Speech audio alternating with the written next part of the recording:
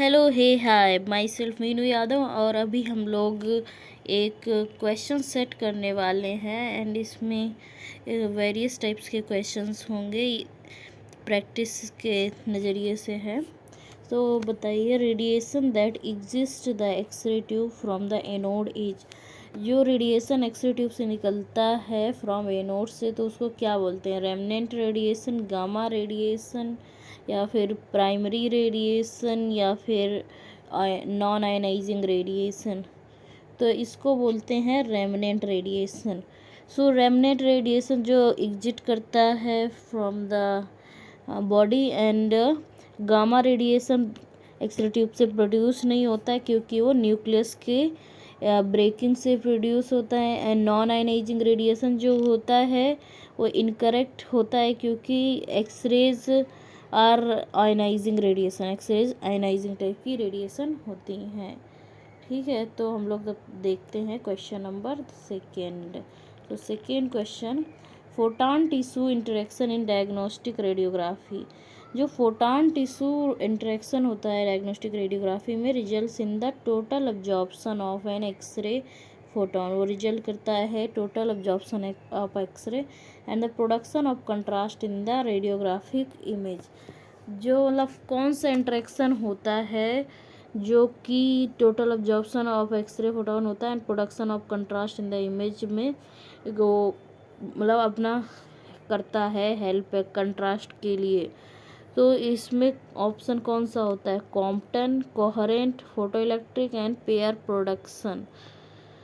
तो इसमें जो है फोटो इलेक्ट्रिक होगा करेक्ट ऑप्शन, क्योंकि देखिए जो डायग्नोस्टिक रेंज में सिर्फ दो ही होते हैं इंटरेक्शन। एक तो होता है कॉम्पटन एंड सेकेंड होता है फोटो इलेक्ट्रिक। तो कॉम्पटन जो होता है ये सिर्फ स्कैटर्ड रेडिएशन को प्रोड्यूस करता है, ये काम का नहीं है।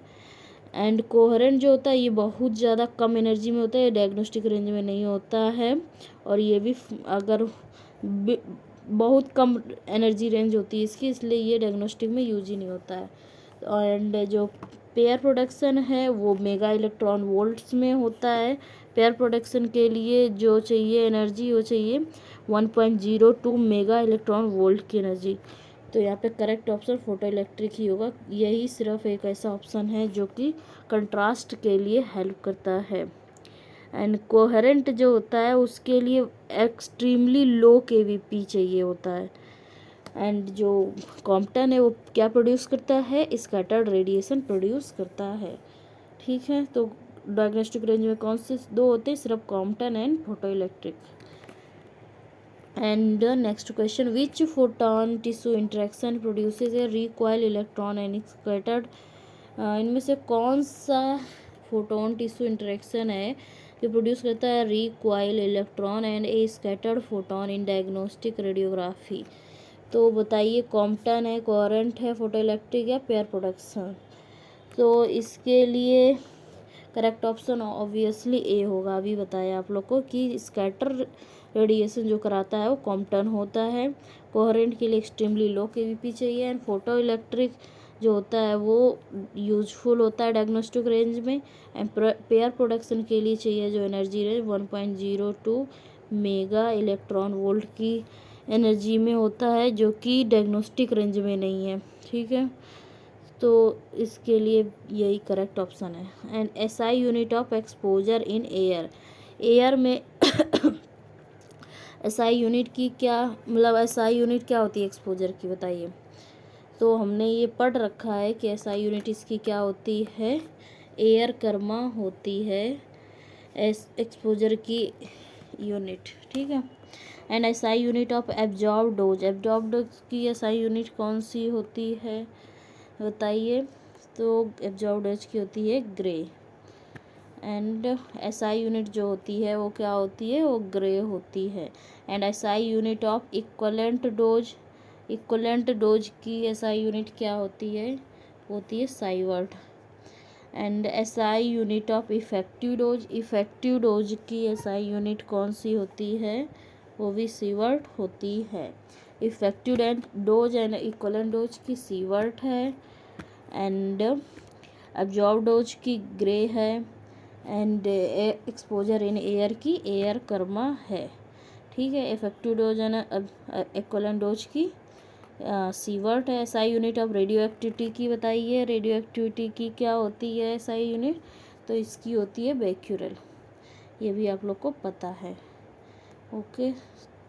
And refers to energy per unit mass absorbed by, कौन सा है जो रेफर करता है energy per unit mass absorbed bye, किससे हम लोग इसको डिनोट करते हैं, so this is denoted by T and T refers to tissue इसमें, सो करेक्ट ऑप्शन क्या होगा grey.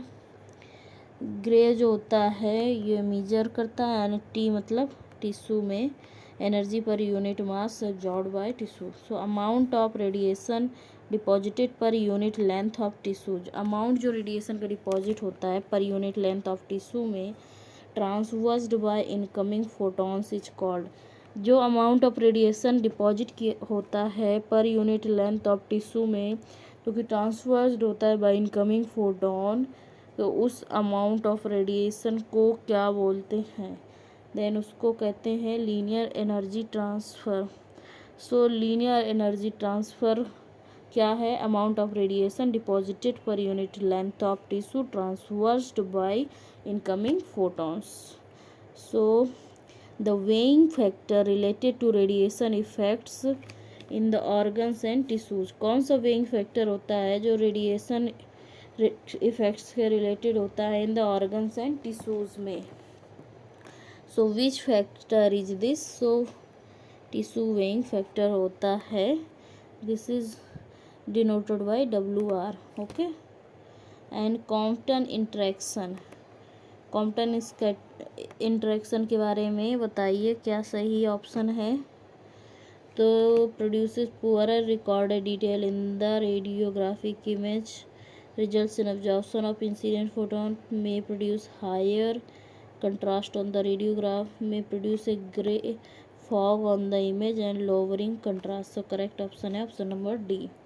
so radiation weighing factor for x-ray is, x-ray के लिए radiation weighing factor क्या होता है, so x-ray के लिए जो radiation weighing factor होता है वो 1 होता है, ओके। सो क्या होता है देखिए इसमें जो कॉम्पटन इफेक्ट के बारे में ऊपर हमने बता दिया है, म्यूटेशन के बारे में, म्यूटेशन किस चीज़ का एग्जांपल है, म्यूटेशन के बारे में ऑलरेडी 12th वगैरह में पढ़ भी रखा है, तो म्यूटेशन एग्जांपल्स जो होते हैं वो जेनेटिक होते हैं, mutation is the example of genetic effects, ठीक है। शॉर्ट टर्म सोमैटिक नहीं है, एक्यूट रेडिएशन सिंड्रोम नहीं है, या लॉन्ग टर्म सोमैटिक भी नहीं है, म्यूटेशन वो होते हैं जो कि जेनेटिक होते हैं, एक पीढ़ी से दूसरे पीढ़ी में जाते हैं, एंड जेनेटिक इफेक्ट का क्या मतलब होता है जो फ्यूचर जनरेशन्स में भी वो अपीयर होते हैं। And effective dose limit is, effective dose limit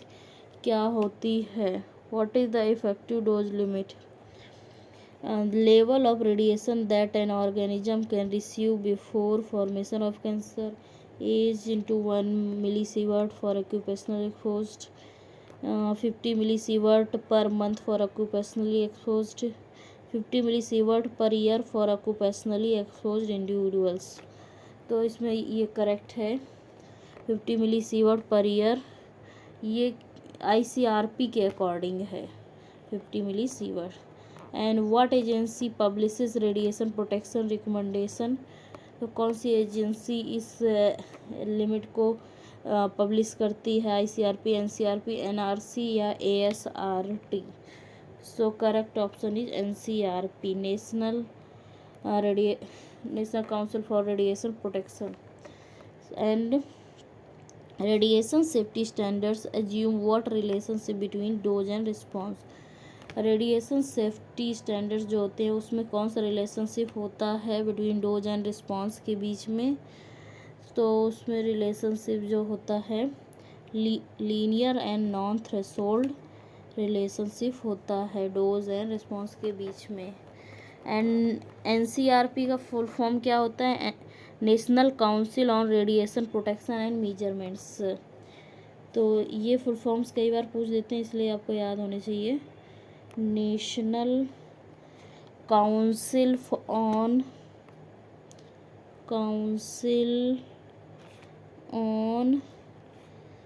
radiation protection and measurements, radiation protection and वैसे ऐसे नहीं लिखते हैं, करेक्ट वाला तो ये वाला है, एंड मेजरमेंट, ठीक है। तो ये है एनसीआरपी का फुल फॉर्म है ना। आईसीआरपी का फुल फॉर्म क्या है? International commission on radiological protection and nuclear regulatory commission का कोई भी इन्फोर्समेंट पावर इसमें नहीं होता है।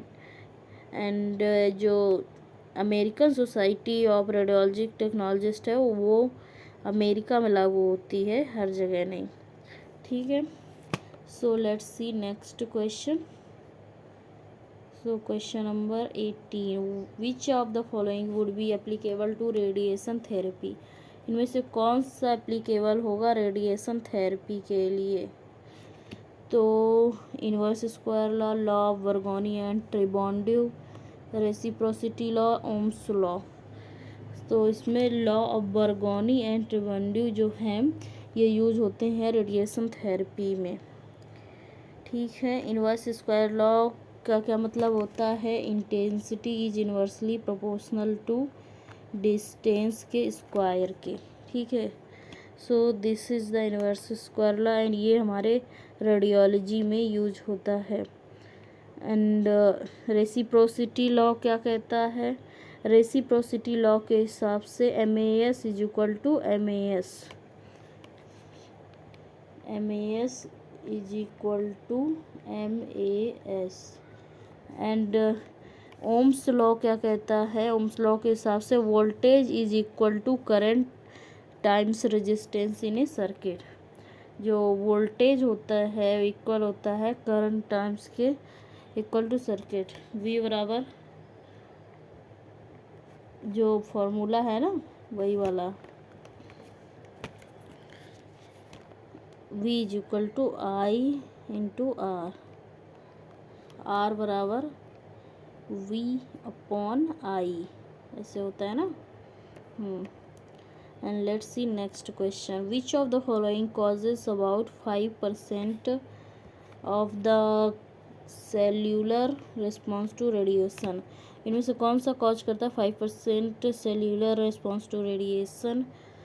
तो डायरेक्ट इफेक्ट कॉज करता है 5% cellular effects to radiation. Indirect जो इफेक्ट होते हैं वो रेडिएशन स्ट्राइक करता है साइटोप्लाज्म में and this causes the formation of free radicals. इससे free radicals and hydrogen peroxide बनते हैं जो कि डैमेज करते हैं सेल्स को। ये डायरेक्ट इफेक्ट के बारे में बता रहे हैं। एंड इसमें बर्गोनी और ट्रिबॉन्ड्यू का लॉ क्या बताता है? रेडियो सेंसिटिविटी ऑफ सेल्स के बारे में, तो वो तो लगेगा नहीं, so this is not applicable. And जो टारगेट थ्योरी है वो क्या एक्सप्लेन करती है? DNA is the master molecule of cell. Target theory के हिसाब से DNA मास्टर मॉलिक्यूल है सेल का, एंड इस वजह से ये नहीं लगेगा। एंड इनडायरेक्ट इफेक्ट क्या कहता है? 95% of cellular response. Indirect effect के हिसाब से कॉजेज रेडिएशन कितना कॉज करता है? 95% ऑफ द सेल्यूलर रिस्पॉन्स। तो 95% नहीं होता है, 5% डायरेक्ट इफेक्ट, 95% जो होता है indirect effect. So when radiation strikes the cytoplasm which of the following occurs? जब रेडिएशन साइटोप्लाज्म से स्ट्राइक करता है तो क्या कौन से इफेक्ट्स होते हैं बताइए। सो करेक्ट ऑप्शन इसमें क्या है? डायरेक्ट या इनडायरेक्ट? तो जब रेडिएशन स्ट्राइक करता है साइटोप्लाज्म में तो इसमें होते हैं इनडायरेक्ट इफ़ेक्ट्स मैक्सिमम, मतलब सबसे ज़्यादा। इनडायरेक्ट इफ़ेक्ट क्या कहता है? 5% जो होता है एंड ये कॉज करता है free radicals and hydrogen peroxide को बनाता है। Law of Bergonie radiation sensitivity of the cells को बताता है। टारगेट थ्योरी क्या बताता है कि DNA जो है वही master molecule of the cell है। एंड अभी इनडायरेक्ट इफेक्ट के बारे में तो यही है, रेडिएशन स्ट्राइक्स करता है साइटोप्लाज्म में एंड 95% सेल्यूलर रिस्पॉन्स होता है। And equivalent dose limit for embryo foetus, जो एम्ब्रियो फीटस की इक्वलेंट डोज लिमिट क्या होती है? 0.5 millisievert per month, 0 millisievert per month होती है। एंड ये क्वेश्चन एम्स CRE में भी पूछा गया था, एम्स CRE। तो ये डोज जो है इम्पॉर्टेंट हो जाती है। Equivalent dose limit for embryo foetus is 0.5 millisievert per month. And effective dose limit for radiographers, radiographers के लिए इफेक्टिव डोज लिमिट कितनी होती है? For localised areas of skin, skin के लिए कितनी होती है? सो स्किन के लिए 500 मिलीसीवर्ट पर ईयर होती है। एंड इसमें लेंस का भी पूछते हैं, ह्यूमन आई लेंस का, तो लेंस का कितना होता है? 150 मिलीसीवर्ट होता है पर ईयर। ये इम्पॉर्टेंट है, लेंस का कहीं पे आया हुआ है एग्ज़ाम में, तो 150 मिलीसीवर्ट आई लेंस का, ये शायद DSSB के एग्ज़ाम में आया है। एंड 500 मिलीसीवर्ट किसकी है? स्किन की डोज है पर year. And cumulative occupational exposure for 48 year old radiographer, 48 year old radiographer है तो उसका कम्युलेटिव कितना ऑक्यूपेशनल एक्सपोजर उसको लग चुका होगा अब तक?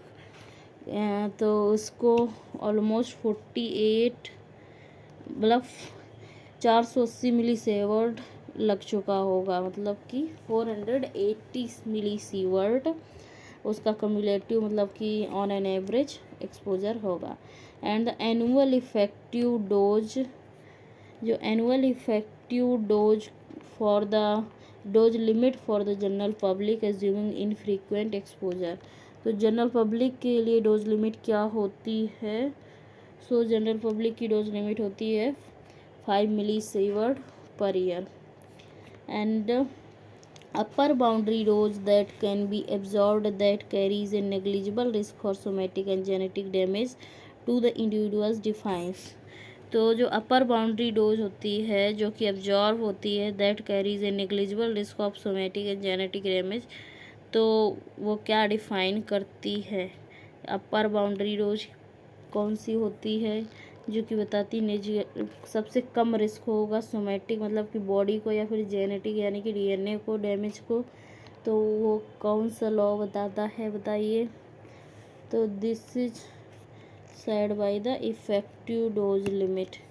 ये अभी बताया था सेल सेंसिटिविटी के लिए, ALARA as low as reasonably achievable maximum permissible dose होता है, लिमिट्स होती हैं।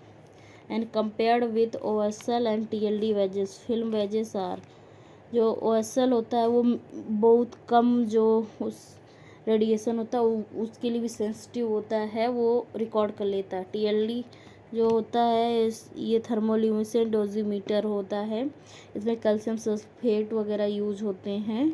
एंड फिल्म वेज में जो होता है ये एक फिल्म छोटी सी यूज़ होती है रेडिएशन सेंसिटिविटी के लिए। तो ये इसमें पूछा गया है तीनों का comparison, OSL TLD and film वेज के बीच में पूछा है कि इन दोनों से कैसे फिल्म वेज डिफरेंट है। तो फिल्म वेज कैसे डिफरेंस है बताइए? तो फिल्म वेज की सेंसिटिविटी सेम होती है एज द TLD, ओके, ये भी वही करता है काम। And the exposure switch on, जो एक्सपोजर स्विच ऑन करेंगे ए पोर्टेबल एक्सरे मशीन का, must be attach to a cord, cord से अटैच्ड होना चाहिए। That is at least how many feet long, कितने फीट उसको लॉन्ग होना चाहिए, क्योंकि शूट करने के लिए हमें उसको लेके दूर तक जाना पड़ेगा, तो कितने दूर तक जा सकते हैं, जाना चाहिए जितना ज़रूरी है। तो यहाँ पे करेक्ट ऑप्शन है 6 फीट लॉन्ग होना चाहिए। तो जो इसका कॉर्ड है कितना लॉन्ग होना चाहिए? 6 फीट। एक्चुअली जो एक्सपोजर स्विच होता है वो 6 फीट लॉन्ग इसलिए होना चाहिए जिससे कि सेफ डिस्टेंस तक जाया जा सके। वैसे 6 फीट उतना भी सेफ नहीं है, बट फिर भी अगर लेड एप्रन पहनेंगे और फिर शूट करेंगे 6 फीट से, तो ये सेफ हो सकता है। And under what conditions can radiographer be expose to primary beam, कौन सी कंडीशंस में रेडियोग्राफर प्राइमरी बीम से एक्सपोज हो सकता है। तो ये आपको याद रखना है, रेडियोग्राफर को कभी भी प्राइमरी बीम नहीं लेनी, never under any circumstances.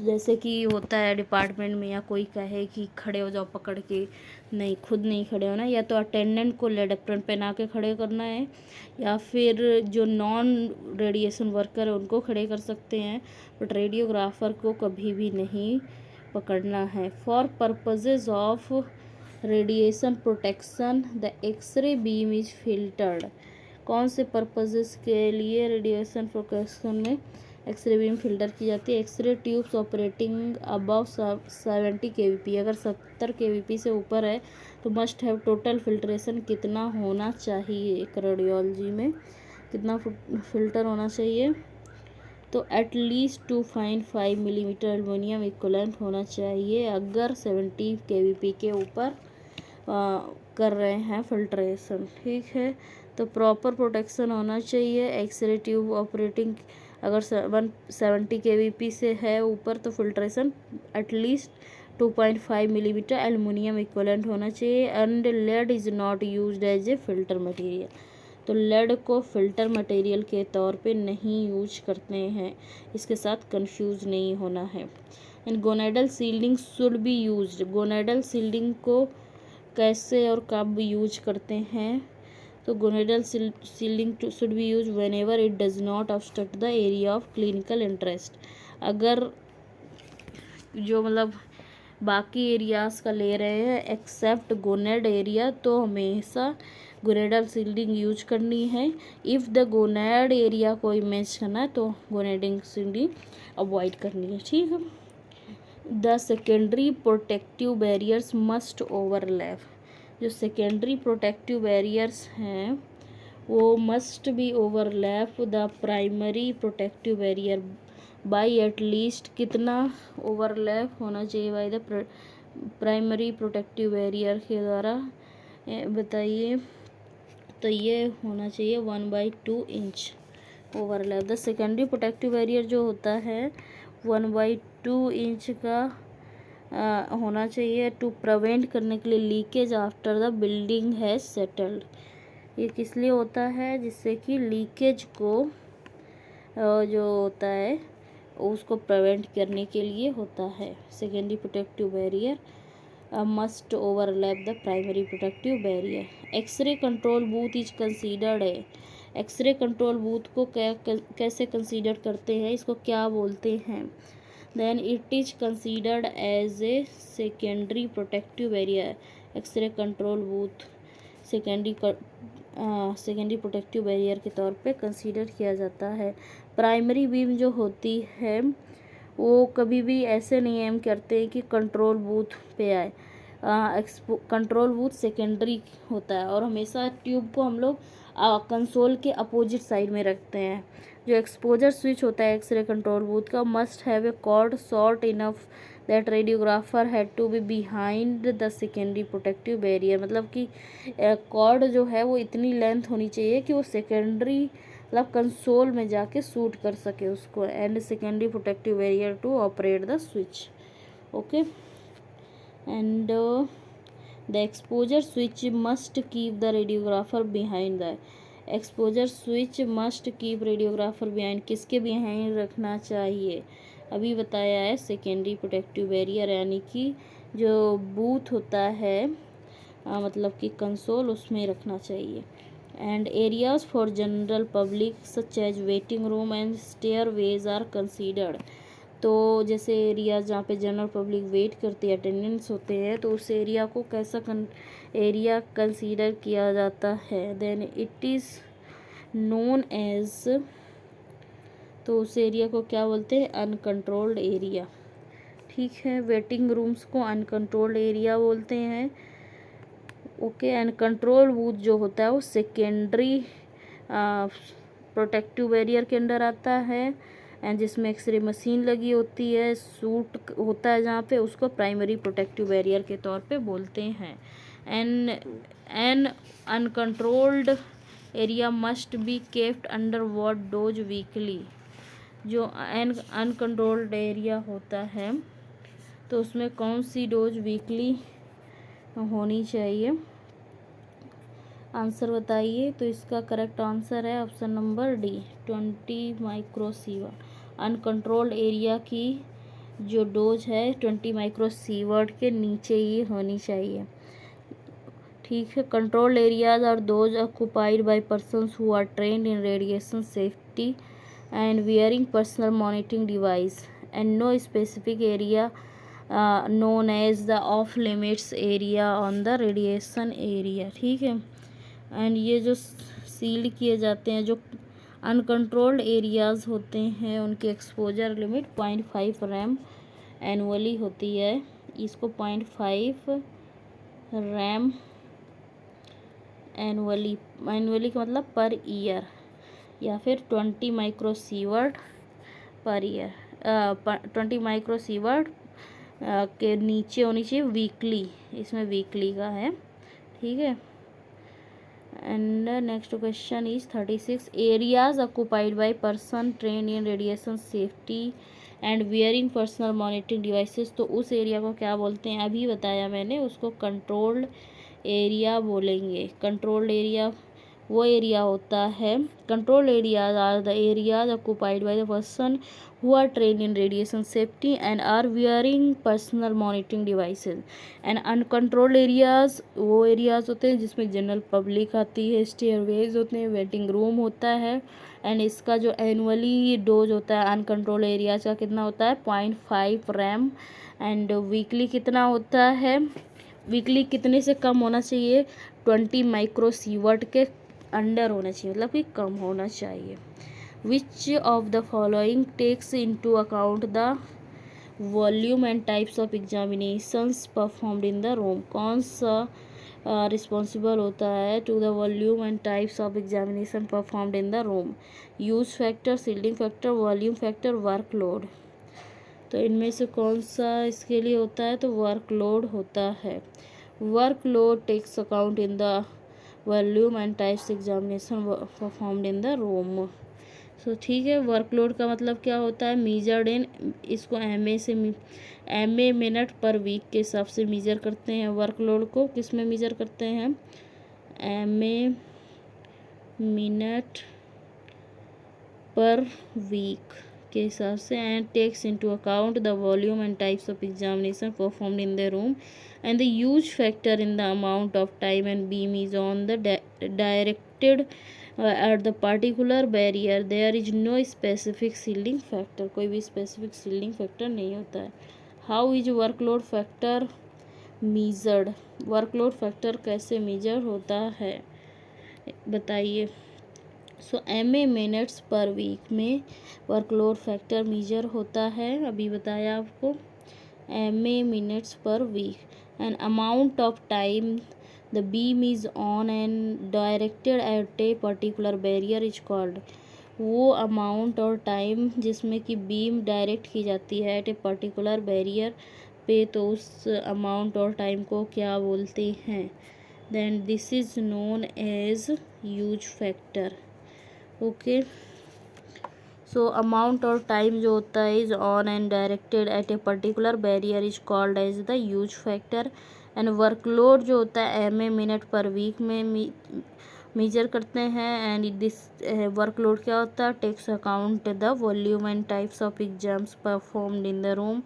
And occupancy क्या होता है?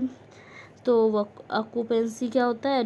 Determinant of barrier thickness that simply takes into account who occupies a given area and there is no specific shielding factor। कोई स्पेसिफिक होता नहीं है। एंड बी श्योर टू, इनको मतलब review करना है, बैरियर थिकनेस वगैरह कितनी होती है। ठीक है। And leakage radiation from diagnostic x-ray tube may not exceed. जो लीकेज रेडिएशन होता है डायग्नोस्टिक एक्सरेज में, वो किससे ज़्यादा नहीं होना चाहिए? So this should not be exceeded to 1 milligram per hour, 1 milligram per hour measured at 1 metre from the housing.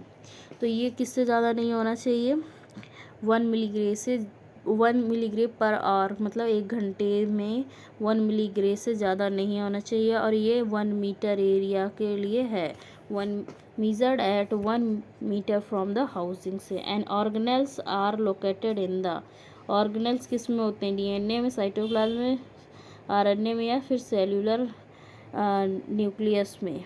Organelles किस में पाए जाते हैं, तो ऑर्गेनेल्स जो होते हैं वो साइटोप्लाज्म में होते हैं। एंड रिलेटिव बायोलॉजिकल इफेक्टिवनेस क्या है, व्हाट इज आरबीई।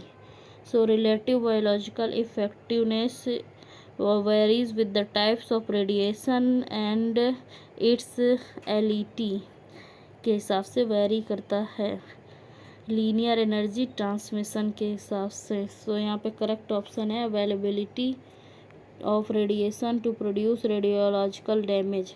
जो अवेलेबिलिटी ऑफ रेडिएशन टू होती है प्रोड्यूस करने के लिए बायोलॉजिकल डैमेज, तो उसी को रिलेटिव बायोलॉजिकल इफेक्टिवनेस कहते हैं। ठीक है, the law of Bergonie and Tribondeau क्या कहता है, the law of Bergonie and Tribondeau states.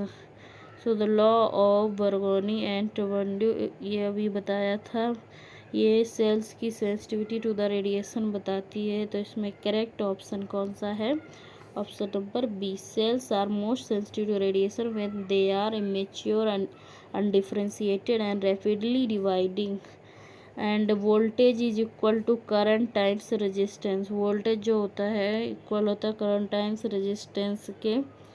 तो इसको क्या कहते हैं, तो इसको कहते हैं ओम्स लॉ। ये क्या है, Ohm's law. All radiation exposure causes damage to the cell. ये मतलब है कि हाँ थोड़ा सा डैमेज होता है, बट ये बर्गोनी एंड ट्रेबोंडिव को लॉ नहीं है। And radiation intensity is universally proportional to the square of the distance, ये यूनिवर्स स्क्वायर लॉ है। ठीक है।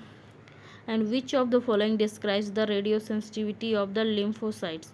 Radio sensitivity of the lymphocytes को क्या बोलते हैं, क्या इसको डिस्क्राइब करता है, तो करेक्ट ऑप्शन बताइए। तो most radio sensitive cells in the body. तो जो रेडियो सेंसिटिविटी लिम्फोसाइट्स की होती है, ये मोस्ट रेडियो सेंसिटिव सेल्स होती हैं इन द बॉडी में। एंड लो रेडियो सेंसिटिविटी इनकी नहीं होती है, least radio sensitive cells in the body, ये भी गलत है। There is no connection between lymphocytes and radiation exposure, तो ये भी गलत है। And next question is question number 45। तो when an embryonic effect least likely to occur, जब एम्ब्रियोनिक इफेक्ट्स सबसे कम होने को होते हैं तो क्या होता है, कब मतलब सबसे कम होंगे, तो बताइए सबसे कम कब। When are the embryonic effects are least likely to occur. So ये सबसे कम जब होंगे, एक minute, during the final trimester of gestation, final trimester में सबसे कम होंगे। एंड सबसे ज़्यादा किस में होंगे, तो सबसे ज़्यादा ये होंगे फर्स्ट ट्राइमेस्टर में।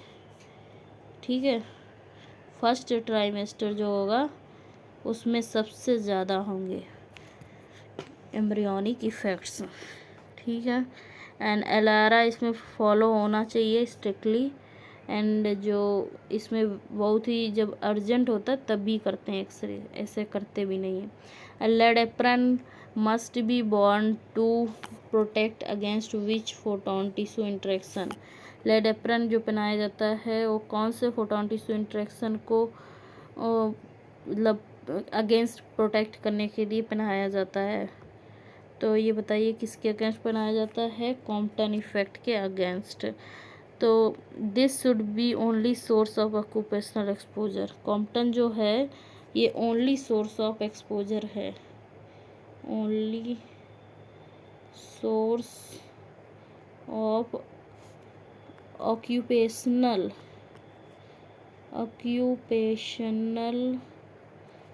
एक्सपोजर है। ठीक है, यानी कि एक रेडिएशन वर्कर को जो लगता है रेडिएशन, वो कॉम्पटन इफेक्ट की वजह से लगता है, क्योंकि ये स्कैटर्ड रेडिएशन करता है। And what is plotted on the x axis of A dose response curve. Axis में डोज रिस्पॉन्स कर्व जो होता है उसमें क्या प्लॉट किया जाता है, तो इसमें क्या प्लॉट किया जाता है, डोज को प्लॉट करते हैं एक्स एक्सिस में, ठीक है। What is the preferred source to skin distance for C arm. C arm में सोर्स टू स्किन जो डिस्टेंस होती है वो कितनी होती है बताइए। इसमें requirement is no less than 12 inches में 12 इंचेस से कम नहीं होनी चाहिए। तो correct option is option number A, ठीक है। ऑप्शन नंबर ए की नहीं होगा, ऑप्शन नंबर ए नहीं होगा, ऑप्शन नंबर डी होगा। 15 इंचेस जो होता है सोर्स टू स्किन डिस्टेंस होता है, और कम से कम अगर रखना है तो 12 इंचेस, एटलीस्ट 12 इंचेस, बस जो प्रीफर की जाती है वो 15 इंचेस होती है, ठीक है। And photo electric interaction occurs at what level in the atoms. Photo electric interaction कौन से लेवल में होता है, तो ये के सेल में होता है। And radiation exiting the patient in very divergent paths would be indicative of. जो रेडिएशन एग्जिट करता है पेशेंट को इन वेरी डाइवर्जेंट पाथ्स में, वो किस चीज़ का इंडिकेटिव होता है। So this is the indicative of the scatter. Divergent path जो चारों तरफ से करता है वो स्कैटर्ड रेडिएशन होता है। Cellular components contain in cytoplasm are the और कॉल्ड। सेल्यूलर कंपोनेंट जो साइटोप्लाज्म में होते हैं तो उनको क्या कहते हैं, free radicals, ions, organelles, DNA strands. तो इसको ऑर्गेनेल्स बोलते हैं, ऑर्गेनेल्स पाए जाते हैं ना साइटोप्लाज्म में। और long wavelength x-rays are removed from primary beam by the use of. Long wavelength x-rays का मतलब है जिनकी एनर्जी जो जिसकी वेवलेंथ कम होगी उसकी एनर्जी हाई होगी, और जिसकी वेवलेंथ ज़्यादा है उसकी एनर्जी कम होगी। तो लो एनर्जी के जो मतलब एक्सरेज हैं वो किसके द्वारा जो रिमूव किए जाते हैं फ्रॉम द प्राइमरी बीम से, तो वो फिल्टर के द्वारा रिमूव किए जाते हैं। Correct option is B. And filter इसमें कौन सा यूज करते हैं, एल्यूमिनियम का फिल्टर यूज होता है, ठीक है। And primary purpose of radiation safety practices is to. Primary purpose क्या है रेडिएशन सेफ्टी को प्रैक्टिस करने के लिए। So the primary purpose is limit the introduction of mutations into the population. Population में जो म्यूटेशंस हो रहे हैं वो कम से कम हो पाए, लिमिट करना उनको, वही पर्पज़ है रेडिएशन सेफ्टी का। And now question number 54। Devices in the x-ray circuit that increase or decrease voltage are called. वो डिवाइसेस जो एक्सरे सर्किट में इंक्रीज करती हैं वोल्टेज को या फिर डिक्रीज करती हैं, तो उन डिवाइसेस को क्या बोलते हैं, ट्रांसफॉर्मर्स बोलते हैं, ठीक है। Next, the filament circuit makes use of what type of transformer. जो फिलामेंट सर्किट होता है वो किस तरीके का ट्रांसफार्मर यूज करता है, मतलब कि जो हमारे एक्सरे में एक होता है एनोड, एक होता है कैथोड। तो एनोड जो होता है वहाँ पे तो फिलामेंट नहीं होता है ना, वहाँ पे तो टारगेट होता है एनोड, एंड फिलामेंट कहाँ होता है, कैथोड में। तो इसमें कौन सा सीधे सीधे पूछ रहा है, कैथोड में कौन सा वाला टाइप का ट्रांसफार्मर यूज होता है, तो बता दीजिए। स्टेप डाउन यूज होता है कैथोड में। Because the x ray tube requires direct current to operate properly, what device is required in the x-ray circuit. तो एक्सरे में जो डायरेक्ट करंट की ज़रूरत होती है, तो कौन सी डिवाइस इसके लिए ज़रूरी होती है, जो कि एसी को डीसी में कन्वर्ट करती है। तो इसके लिए होता है रेक्टिफायर। रेक्टिफायर जो होता है वो कन्वर्ट करता है अल्टरनेटिंग करंट को डायरेक्ट करंट में, ठीक है। And where is the rectifier located in the x-ray circuit. X-ray circuit में रेक्टिफायर कहाँ पे लोकेटेड होता है बताइए। सो एक्सरे सर्किट में रेक्टिफायर जो होता है वो लोकेटेड होता है between the step up transformer and x-ray tube. Step up transformer and x-ray tube के बीच में रेक्टिफायर लोकेटेड होता है। कैथोड के साइड कौन सा वाला ट्रांसफार्मर होता है? Step down. And thermionic emission कहाँ पे होता है? एनोड में, कंट्रोल पैनल में, रेक्टिफायर में, या फिर कैथोड में।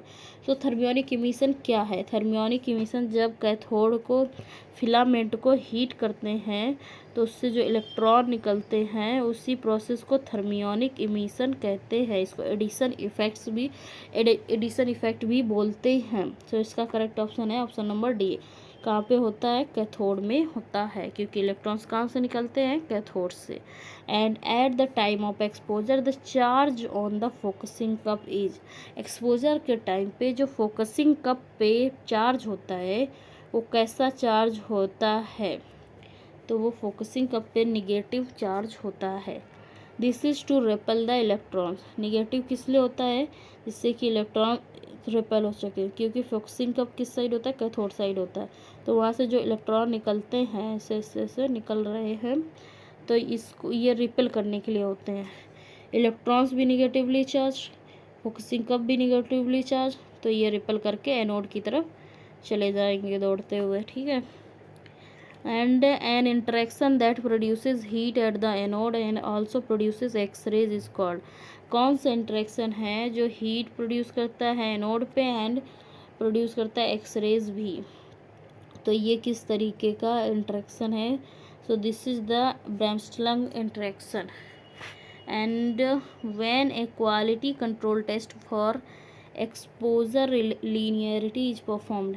कौन, जब क्वालिटी कंट्रोल टेस्ट किया जाता है एक्सपोजर लीनियरिटी के लिए, तो adjacent MA stations must be with in. तो एडजेसेंट एमए स्टेशंस के बारे में क्या सही है? सो यहाँ पे 10% ऑफ वन अनदर होना चाहिए। एमए स्टेशंस जो हैं वो 10% ऑफ वन अनदर होना चाहिए क्वालिटी कंट्रोल जब एक्सपोजर लीनियरिटी के लिए कर रहे हैं। So when a quality control test for the exposure reproducibility is performed.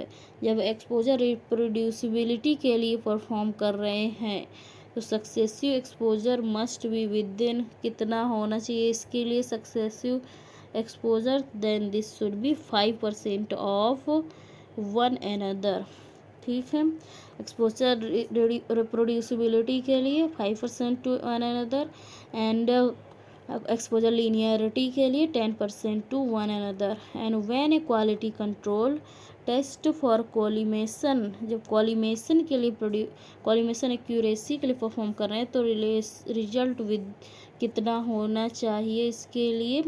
2% of SID होना चाहिए। कितना? 2% ऑफ SID। ठीक है। So let's see next question 64। When a quality control, quality control को QC से भी डिनोट करते हैं। Test is for accuracy of KVP is perform the result must be within. जब QC KVP एक्यूरेसी के लिए करते हैं तो रिजल्ट कैसे होने चाहिए? Within 10% of the control panel setting. ठीक है। Accuracy of collimation at 72 inch SID must be. Accuracy of collimation के लिए 72 इंचज़ पे जो की जाती है तो SID कितनी होनी चाहिए? तो इसके लिए SID जो है वो should be with in 2% of the SID। तो इसके लिए कितनी होनी चाहिए? विद इन 2% होनी चाहिए। तो करेक्ट ऑप्शन है 1.44 इंचेस होनी चाहिए। And the feature of the image intensifier that ensures the radiation dose striking the input phosphor is constant is the. कौन सा फीचर है इमेज इंटेंसीफायर का जो इंश्योर करता है कि radiation dose striking the input phosphor is constant? तो कौन सा फीचर है? ऑटोमेटिक ब्राइटनेस कंट्रोल है जो इंश्योर करता है radiation dose striking the input phosphor is constant. And instead of vidicon and plumbicon tubes, vidicon और प्लम्बीकॉन ट्यूब्स के इस बजाय what device may be used in the television system, कौन सी डिवाइस यूज होती है टेलीविज़न सिस्टम में? Charged couple device जो कि यूज हो रही है इस time. And the electronic device that may be used for many quality control test on x ray equipment is the, कौन सी इलेक्ट्रॉनिक डिवाइस है जो कि यूज होती है क्वालिटी कंट्रोल टेस्ट के लिए एक्सरे इक्विपमेंट में? तो उस डिवाइस को क्या बोलते हैं? डिजिटल डोजीमीटर बोलते हैं। ठीक है। And the smallest particle of compound that retains the characteristics of compound is, देखो इलेक्ट्रॉनिक डिवाइस जो कि यूज होती है for the quality control test के लिए एक्सरे इक्विपमेंट में, तो उसको क्या बोलते हैं? उसको डिजिटल डोजीमीटर बोलते हैं। स्मॉलेस्ट पार्टिकल जो कंपाउंड का रिटेन करता है कैरेक्टरिस्टिक्स ऑफ द कंपाउंड, तो उस स्मॉलेस्ट पार्टिकल को क्या बोलते हैं? मॉलिक्यूल बोलते हैं। And now question number 70।